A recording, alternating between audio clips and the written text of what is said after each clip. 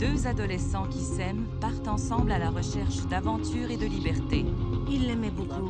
Il l'avait demandé en mariage. Il la traitait très bien. Il voulait la protéger de tout. Inquiets, les parents signalent la disparition de leur fille à la police. Mais est-il déjà trop tard? Ils avaient l'intention de sortir de l'Illinois. Ça nous a beaucoup inquiétés. Les amis du couple ne sont pas pressés d'aider la police à les retrouver. Il y a une chose qu'on faisait toujours, se couvrir les uns les autres. Ils n'avaient jamais imaginé que l'aventure se terminerait ainsi. Le jeune homme est retrouvé sauvagement frappé à mort le long d'une voie ferrée.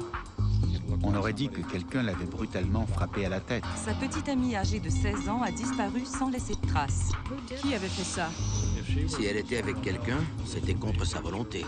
À ce moment-là, ce que je craignais le plus, c'est qu'elle soit morte.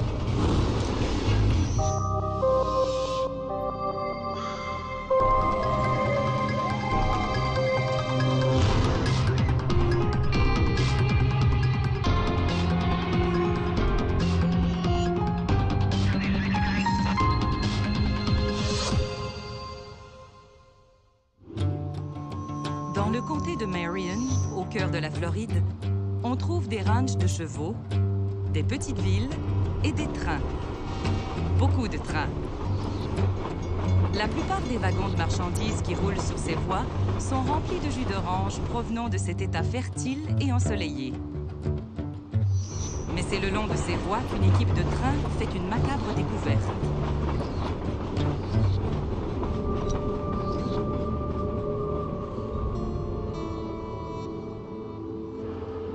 La capitaine Patty Lumpkin, du bureau du shérif du comté de Marion, est de service. En arrivant, on a vu le corps d'un jeune homme qui paraissait être à la fin de l'adolescence, au début de la vingtaine. Il avait du sang dans la région de la tête. Rien qu'à le regarder, on savait qu'il était mort. J'ai commencé par m'assurer que l'équipe médico-légale et le médecin légiste étaient en route et que tous les enquêteurs que nous avions appelés étaient soit en chemin, soit déjà sur les lieux. Le lieutenant Jeff Owens est l'un des enquêteurs. Quand ce genre de choses se produit, il arrive que la personne soit tombée d'un train ou se soit fait heurter par un train. Mais après une inspection approfondie, Ça ne semblait pas être un accident, car s'il avait été heurté par un train, le traumatisme aurait été bien plus sévère. J'ai vu des gens qui sont morts de cette façon. L'impact du train aurait dû causer davantage de dommages corporels. Les blessures au visage indiquaient qu'il était tombé en avant. Et les marques sur et autour de la tête résultaient d'un traumatisme violent. les autorités, y compris le spécialiste en identité judiciaire Mike Dunn, examinent soigneusement les alentours. On a vu un genre de casquette de baseball. Il y avait du sang du côté intérieur de la visière. Et il y avait une paire de lunettes à monture métallique à laquelle il manquait une branche. Un des verres était sorti. Ça ne présageait rien de bon. La police commence à craindre que ce soit le résultat d'un meurtre brutal. En s'approchant un peu plus, on a vu que la victime avait été traînée à cet endroit par quelqu'un qui l'avait attrapée par le bas de son jean, à la cheville. L'herbe était haute, et on pouvait bien imaginer quelqu'un se faisant tirer à travers ces herbes. L'herbe était aplatie, écrasée et pressée par le corps qui avait été traîné. On aurait dit que son assaillant avait tenté de cacher le corps, mais que pour une raison quelconque, il n'avait pas terminé le travail. Et bien en évidence, un objet qui semble être à l'origine des blessures mortelles trouvées sur la victime. Un attelage en cuivre et en caoutchouc utilisé pour relier les wagons. Sur un des bouts en métal, il y avait ce qui semblait être des taches de sang. On s'est assuré qu'il protégeait les mains. La moindre trace d'ADN sous les ongles ou de transfert de fluide ou autre entre la victime et l'agresseur est très important. Il y avait peut-être des cheveux, les fibres d'une chemise ou d'un chandail, on ne voulait pas les perdre. Tandis que Mike fait un croquis de la scène, la police fouille le corps du jeune homme. Il avait des petites choses, une montre, un collier, un peu d'argent liquide. Ce n'était pas un vol. Et bien sûr, vous vous demandez encore comment cette personne est arrivée là et quel était le rapport entre elle et les trains. Pour répondre à cette question, les enquêteurs doivent déjà identifier la victime. Dans ce cas, la victime n'avait aucune pièce d'identité sur elle. Mais la police trouve dans ses poches une chose susceptible de les aider. C'était le reçu d'un virement d'argent effectué entre l'Illinois et la Floride. Le nom sur le reçu est celui d'une femme, Wendy. Qui est-elle? Et quelle relation y a-t-il, s'il y en a une, entre elle et le jeune homme mort? Était-elle impliquée? Y avait-il quelqu'un d'autre avec elle? Était-elle en danger? Avait-elle disparu après qu'il lui soit arrivé quelque chose? Peut-elle leur révéler l'identité de la victime? À la recherche de réponses, la police retrace le virement de 200 $ jusqu'à son point de départ, à Woodstock, en banlieue de Chicago dans l'Illinois, où le policier Kurt Rosenquist enquête sur la disparition inquiétante d'une jeune fille de 16 ans nommée Wendy. À Woodstock, la plupart des jeunes qui fuguent partent pour quelques heures et rentrent le soir même. Ou alors ils partent et reviennent après quelques jours. Mais Wendy et Jesse Howell, son petit ami âgé de 19 ans, ont disparu depuis plus d'1 mois. Et la police craint qu'ils aient quitté l'Illinois. Les jeunes de cet âge peuvent tomber sur des gens peu recommandables, se faire taxer et se retrouver dans toutes sortes de situations dangereuses. C'est pourquoi Kurt Rosenquist est impatient de recevoir des nouvelles du jeune couple disparu. Mais l'appel qu'il reçoit des enquêteurs de Floride lui fait craindre le pire. Ils m'ont dit qu'ils enquêtaient sur un jeune homme inconnu dont ils avaient trouvé le corps. Kurt Rosenquist envoie les empreintes digitales et la photo de Jesse Howell à l'enquêteur du comté de Marion, Jeff Owens. Il m'a dit qu'il espérait pouvoir identifier formellement le jeune inconnu avant la fin de la journée. Un adolescent est trouvé mort le long d'une voie ferrée en Floride. Il a été sauvagement frappé à mort. Les enquêteurs retrouvent dans sa poche un reçu provenant de Woodstock, dans l'Illinois, où la police enquête sur la disparition d'une jeune fille de 16 ans, Wendy, et son petit ami, Jesse Howell. Le couple d'amoureux maudits par le sort s'enfuit pour commencer une nouvelle vie. Jesse est-il le jeune homme retrouvé mort? Et si oui, qu'est-il advenu de Wendy? Était-elle impliquée? Si oui, il fallait qu'on la retrouve pour déterminer exactement ce qui était arrivé à Jessie. Jessie et Wendy se connaissaient depuis quelques mois seulement. D'après Justin Canary, son meilleur ami, Jessie avait trouvé la perle rare. Il avait commencé à s'intéresser à des filles qu'il traiterait aussi bien que lui les traitait. Jessie était très attachée à Wendy. Elle comptait vraiment beaucoup pour lui. Et elle avait une bonne influence sur le jeune homme. Elle ne fumait pas et ne buvait pas beaucoup. C'était une vraie fille de la campagne. Elle n'était pas délinquante, comme nous. Avoir des ennuis faisait partie de la vie de Jesse Howell, qui a plusieurs fois eu maille à partir avec la loi, au grand désarroi de sa mère. Il fréquentait des gens très peu recommandables, qui avaient fait de mauvais choix. Et il avait l'habitude de se trouver au mauvais endroit, au mauvais moment. Mais sous son côté provocateur, C'était un garçon qui aurait fait n'importe quoi pour quelqu'un dans le besoin. Mais il ne connaissait pas grand-chose au monde extérieur. Il faisait trop vite confiance. Et quand il aimait quelqu'un, il aimait sans réserve. ce qui était absolument le cas avec Wendy. On sait qu'il l'avait demandé en mariage. On savait qu'il l'aimait beaucoup, qu'il pensait qu'elle était l'élu de son cœur. Le jeune couple se fiance en secret et le 23 février, ils fuguent, espérant commencer une nouvelle vie ensemble. Il avait économisé quelques centaines de dollars, avec lesquels il a acheté une vieille voiture pourrie. Il n'avait ni permis de conduire, ni assurance. Alors un de ses amis, qui était en règle, a décidé de les accompagner avec sa petite amie et de conduire la voiture. Ça a été dur. On savait qu'il n'était pas prêt à être indépendant. J'étais terrifiée, absolument terrifiée. Nous avons appelé ses amis, tous ceux auxquels on pouvait penser, en leur demandant s'ils savaient où il était. Mais les amis de Jesse ne parlent pas, malgré ce qu'ils savent. Il m'avait dit qu'il allait en Floride. Jesse était mon meilleur ami. Je voulais l'accompagner. Mais il s'est passé quelque chose et je n'ai pas pu. Je lui ai dit, je te rejoindrai plus tard. Pars, envoie-moi une carte postale. Quand les parents de Wendy découvrent que leur fille a disparu, ils appellent la police. Mais même l'enquêteur Rosenquist ne parvient pas à faire parler les amis du couple. Ils ne voulaient pas interrompre la petite escapade de Wendy et Jesse. À leurs yeux, n'importe quelle information qu'ils auraient pu nous transmettre aurait pu compromettre leur amitié. On se couvrait toujours les uns les autres. Alors, quand les parents de Wendy ont signalé sa disparition à la police, on a tous prétendu qu'on ne savait rien. On voulait qu'il soit heureux. On pensait faire ce qui était le mieux pour Jesse.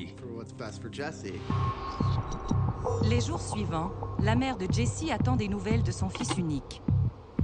Il nous a appelés. Pas souvent, mais il a appelé. Les 4 jeunes gens atteignent la Floride quand les choses commencent à se gâter. Je suppose que l'autre couple commençait à en avoir assez des disputes incessantes entre Jesse et Wendy. Ils ont donc décidé de se séparer d'eux. Ils ont profité du fait que Wendy et Jesse entrent dans un relais routier pour s'enfuir avec la voiture. Ils étaient sûrs qu'il ne leur arriverait rien. 3 semaines seulement après leur départ, le rêve des jeunes gens a cédé la place à la dure réalité. Les parents de Wendy nous ont contactés pour nous aviser que leur fille les avait appelés et qu'elle voulait rentrer à la maison. Elle leur avait demandé de lui envoyer de l'argent. C'est alors que ses parents lui ont transféré $200 par l'entremise de Western Union pour que Wendy et Jesse puissent rentrer en train ou en autobus.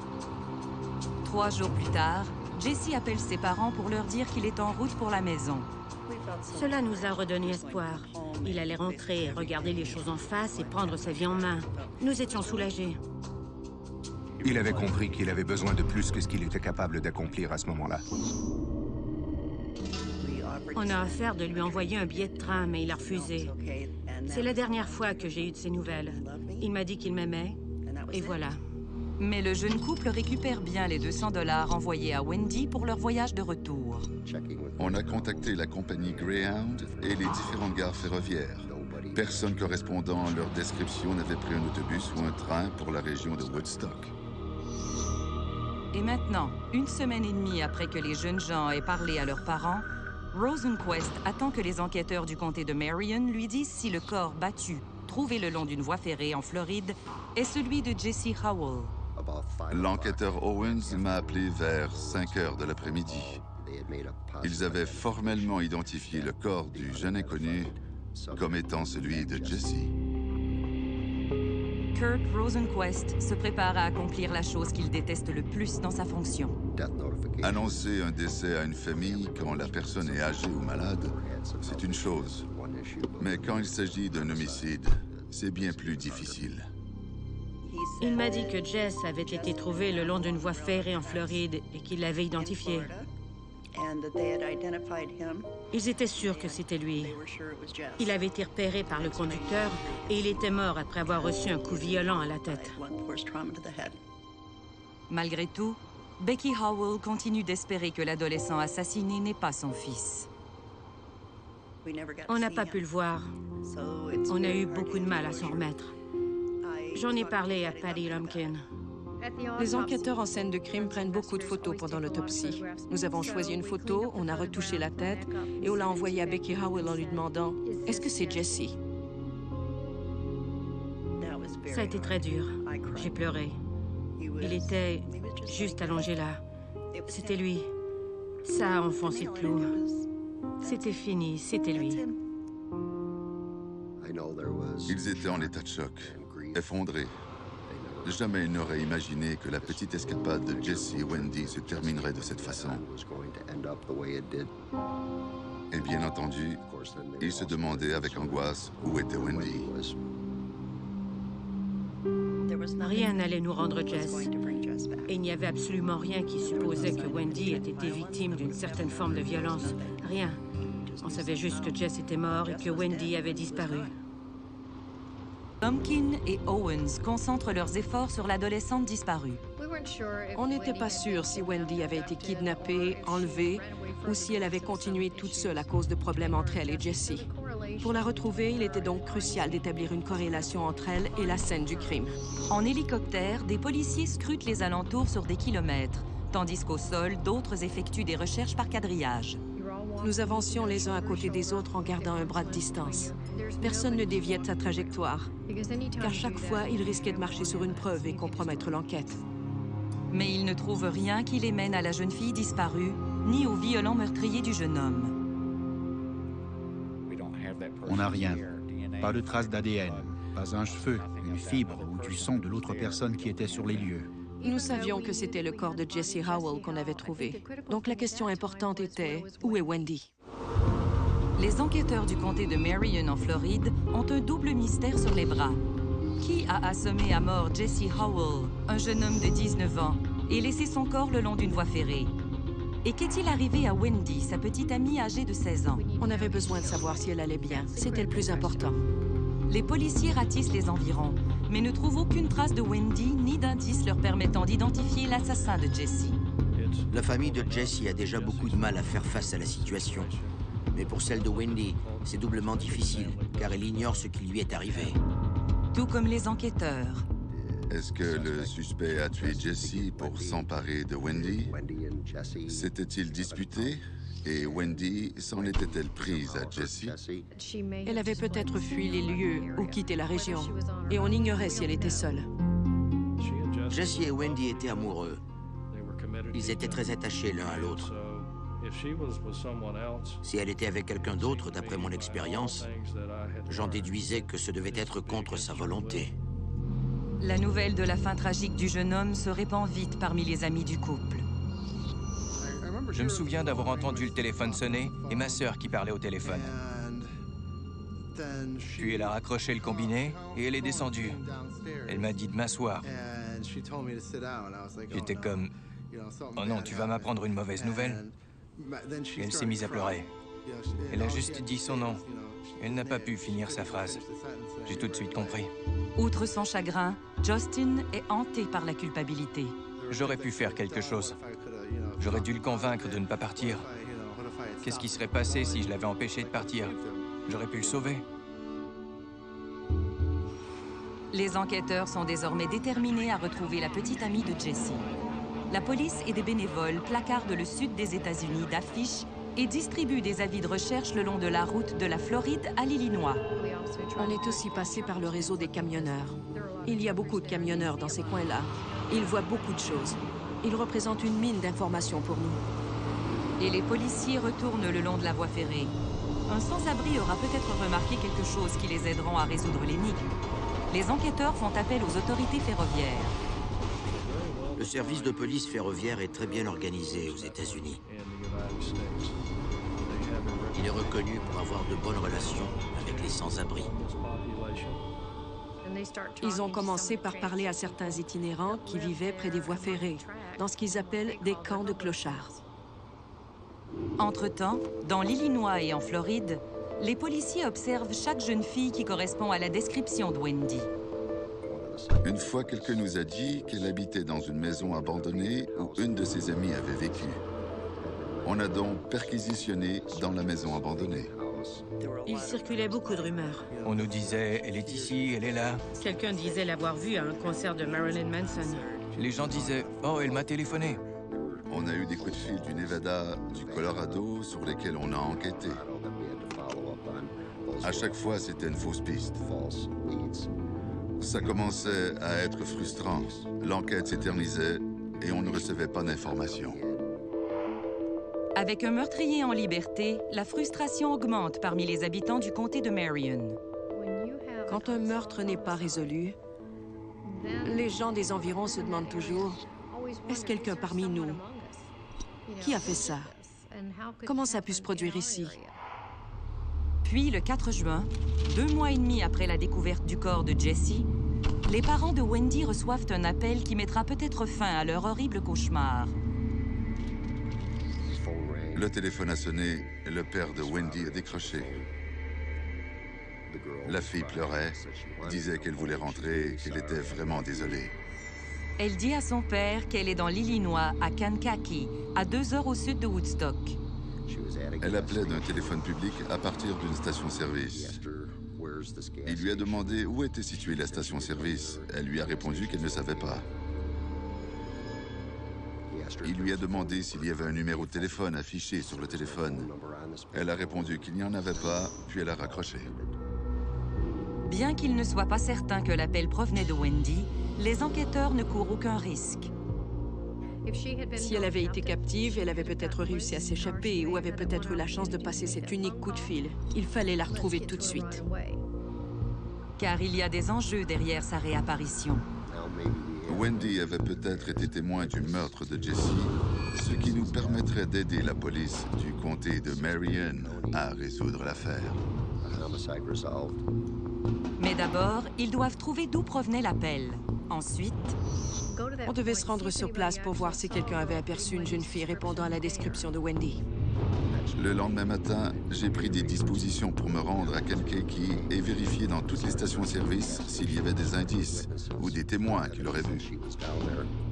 ne trouvant personne qui ait vu une jeune fille répondant à la description de Wendy, il inspecte systématiquement tous les téléphones publics des stations-service à la recherche de ceux n'affichant pas de numéro de téléphone.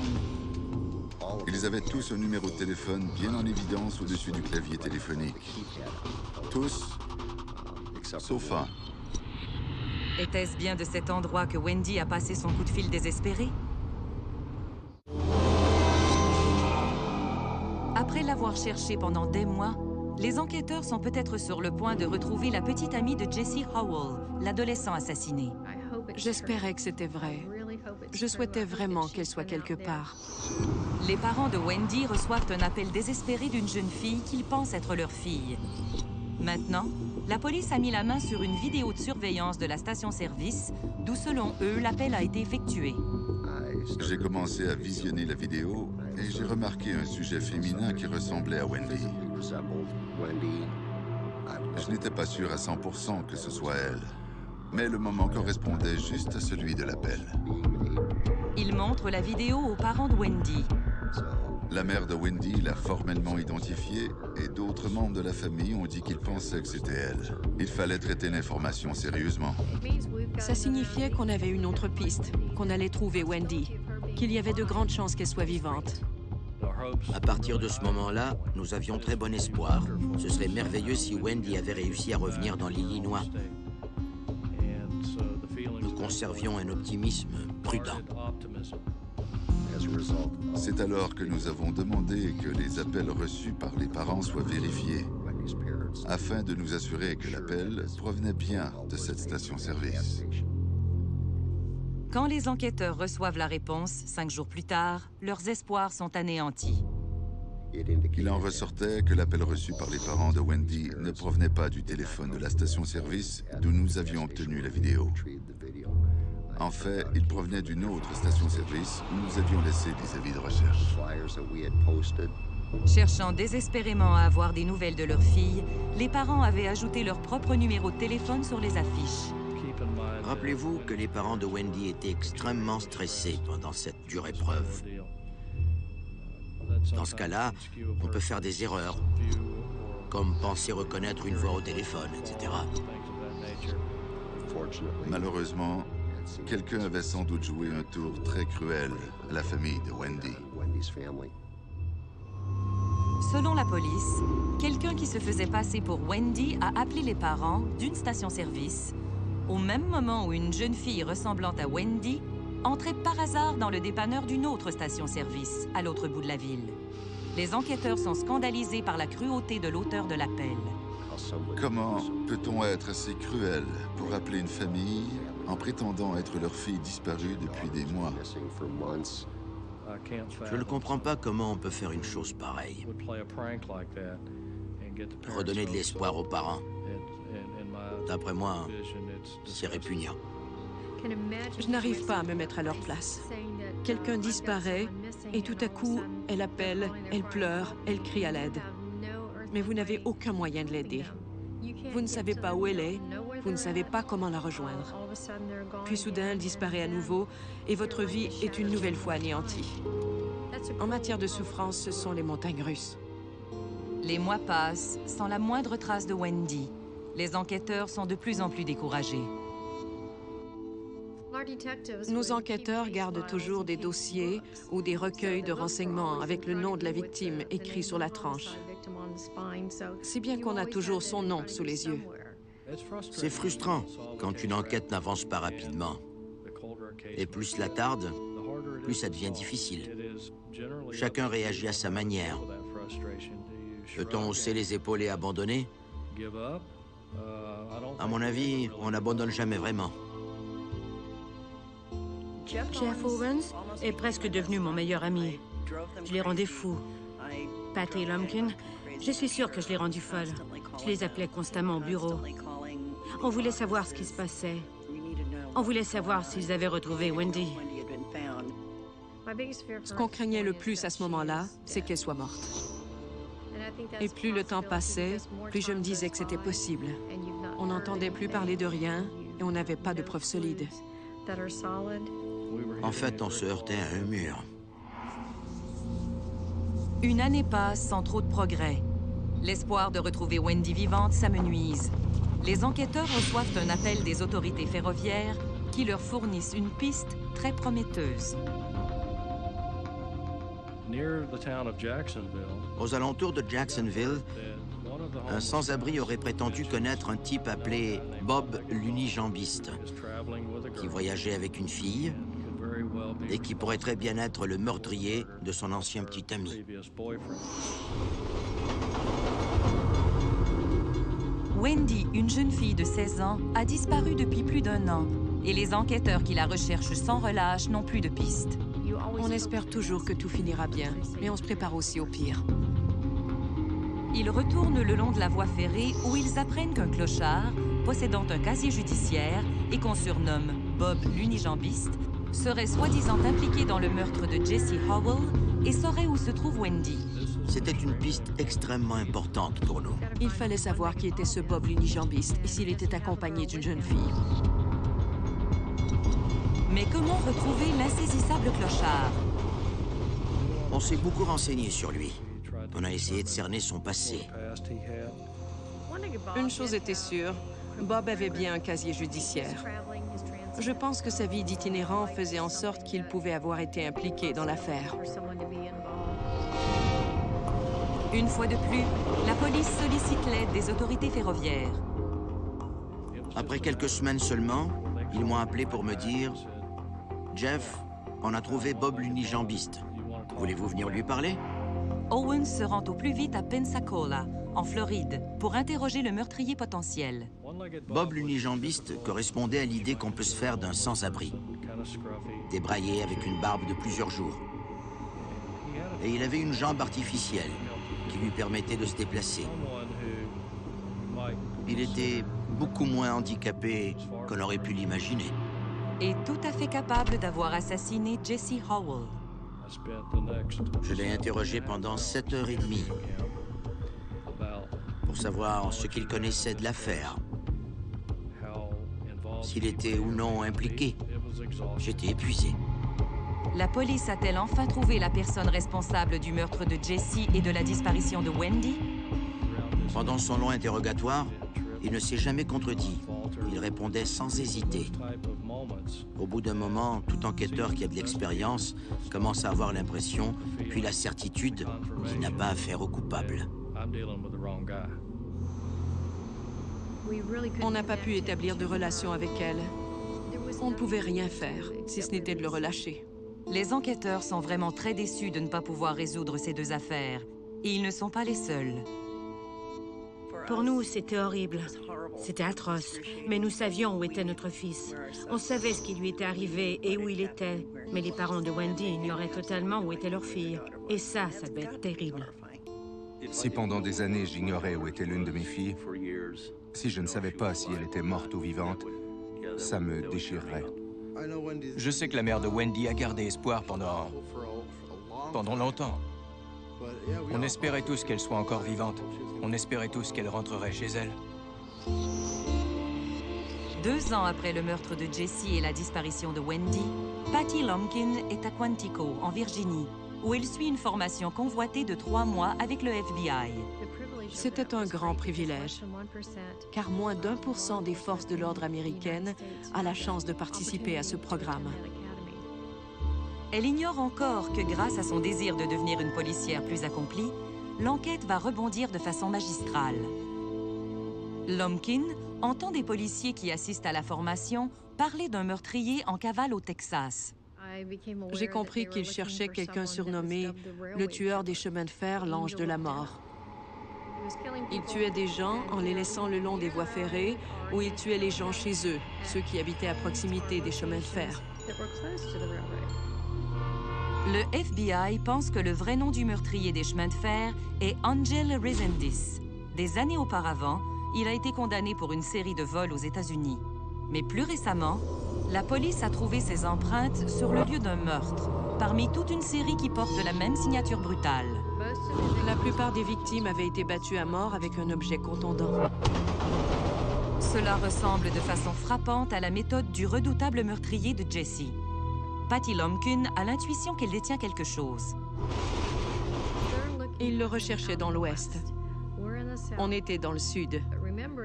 Mais quand on considère combien il est facile de se déplacer en train, c'était possible. Angel Resendiz est-il l'homme qu'il cherche désespérément depuis des années? Lumpkin et Owens se rendent rapidement au Texas, où le tueur des chemins de fer vient de frapper récemment. Ils étaient en réunion pour discuter de la possibilité que ce suspect soit impliqué dans une série de crimes commis à travers le pays. Et d'après le profileur Mark Young, ce meurtrier ne sera pas facile à capturer. On savait qu'Angel Resendiz se déplaçait en train partout dans le pays. On se demandait avec angoisse où il frapperait la prochaine fois. Plus tôt, on avait pris la décision de l'ajouter à la liste des 10 fugitifs les plus recherchés. Ces millions d'yeux qui le verraient nous diraient quelque chose. La stratégie paie, et Resendiz est appréhendé le long de la frontière mexicaine. Il est accusé puis reconnu coupable d'un meurtre horrible, en plus d'être le suspect numéro 1 de douzaines d'assassinats. C'est un des êtres les plus vils, les plus horribles auxquels j'ai eu affaire. Chaque fois qu'on se retournait, il y avait une autre victime. Jesse Howell faisait-il partie du lot? Et Resendiz était-il responsable du meurtre de Jesse et de la disparition de Wendy? Owens et Lumpkin veulent l'interroger pour en avoir le cœur net. On a pu lui parler, s'asseoir en face de lui et le regarder droit dans les yeux en espérant qu'il allait nous révéler quelque chose. Mais il y a un problème, un gros problème. Les avocats qui le représentaient au Texas nous ont empêchés de le voir.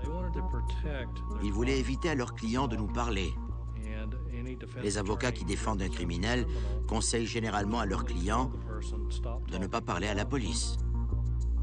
Et comme Resendiz est déjà condamné à mort, les enquêteurs savent que le temps est compté.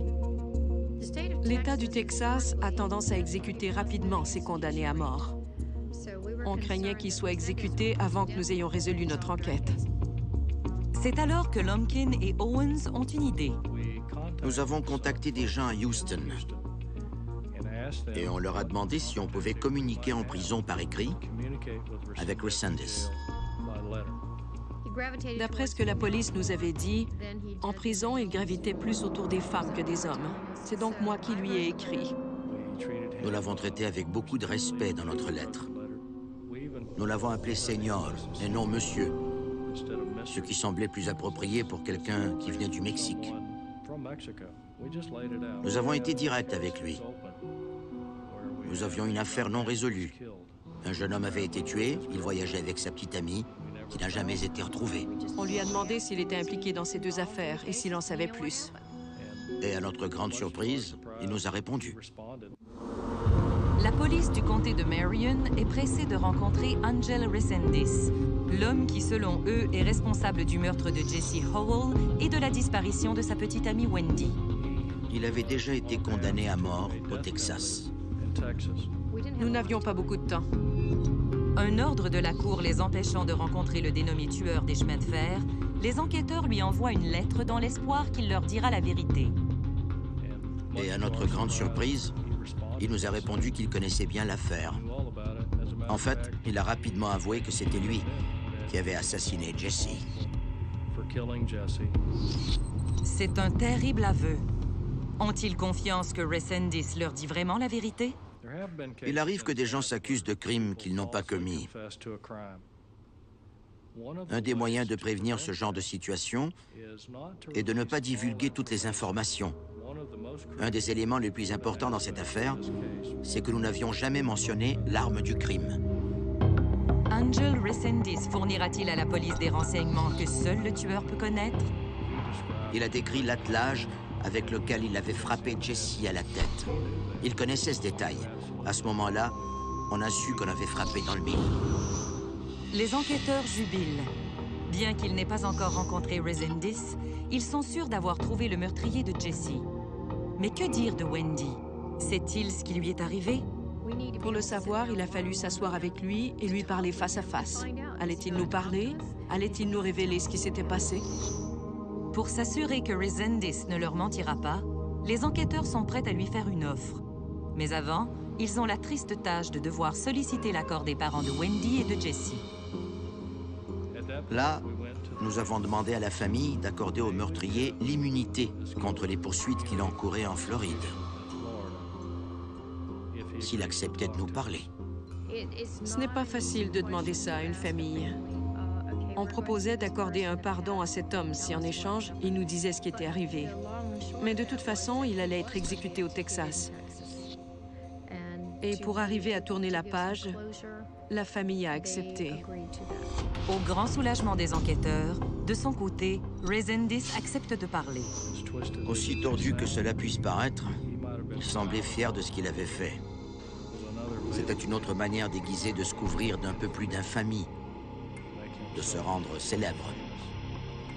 Est-ce qu'on allait se servir de ça pendant l'interrogatoire? Absolument.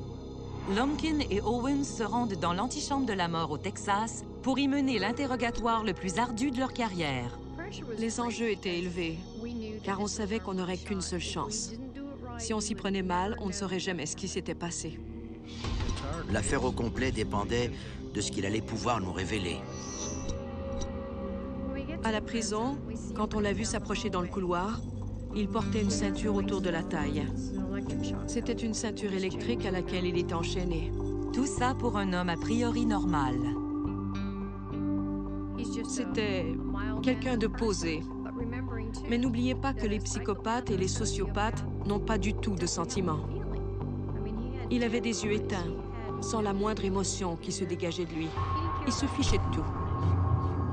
Resendis raconte aux enquêteurs qu'il allait chercher du travail dans le sud quand il a rencontré le couple de jeunes fugueurs dans un wagon à grains. Le train s'est arrêté et Jesse est descendu fumer une cigarette.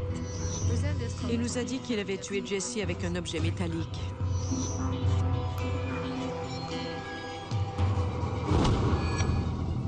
Et que, si j'ai bien compris, Wendy dormait dans le train quand ça s'est produit. Plus tard, alors qu'ils poursuivaient leur route ensemble, il a réussi à la persuader de descendre du train. Il prétend avoir étranglé Wendy avant de traîner son corps sans vie dans les buissons. Il a dit qu'il avait recouvert son corps d'une veste de style militaire. Il a parlé d'un livre qu'elle avait dans son sac à dos. Il faut se souvenir que cela faisait 3 ans et demi que les faits s'étaient produits. Et il se souvenait de beaucoup de détails avec une grande précision. C'était plutôt sinistre. Mais mène-t-il les enquêteurs en bateau?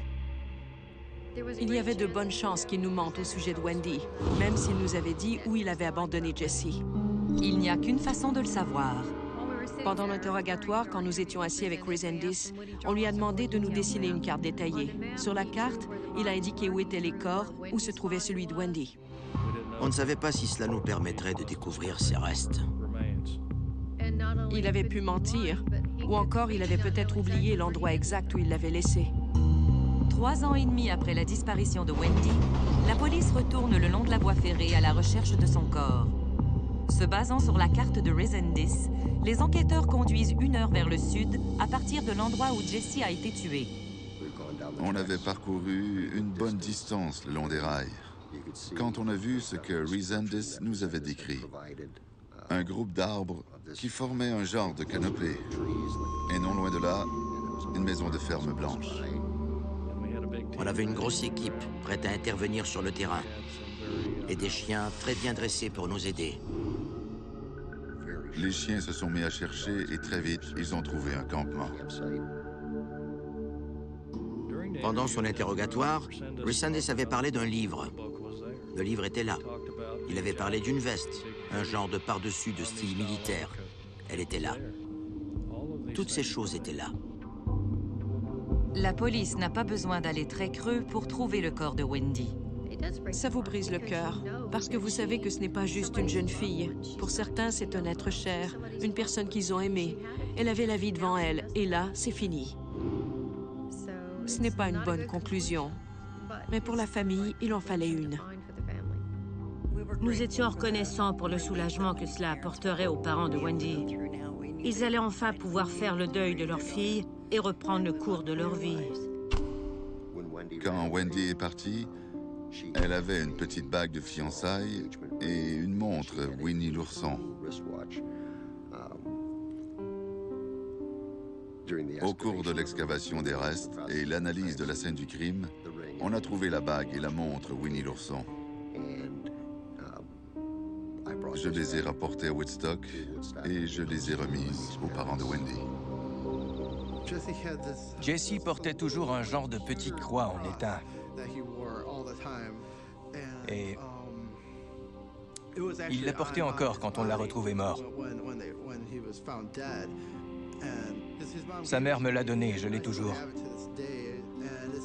C'est une de ces petites choses qui me rappellent que je dois être prudent avec les choix que je fais dans la vie. Je ne pourrai jamais tourner la page. C'est impossible. Ça fera toujours mal. Tous les 23 mars, je vais pleurer. Mais c'est énorme de savoir que c'est fini. Vous pouvez enfin dire « c'est fini » et aller de l'avant. Les années suivantes, les agents du FBI poursuivent l'enquête sur le tueur des chemins de fer. Ils découvrent un sillage sanglant de 15 meurtres à travers les États-Unis. Angel Resendez est exécuté au Texas par injection létale. Pendant notre conversation, il m'avait clairement indiqué qu'il méritait de mourir. Ma réaction en apprenant son exécution, c'est bien. Il a eu le châtiment qu'il voulait. Je suis contente qu'il soit mort. Il ne fera plus de mal à personne. Il a eu ce qu'il méritait. Patty Lumpkin a été promu chef du bureau du shérif du comté de Marion et le lieutenant Owens a reçu une médaille en reconnaissance de sa contribution à l'enquête.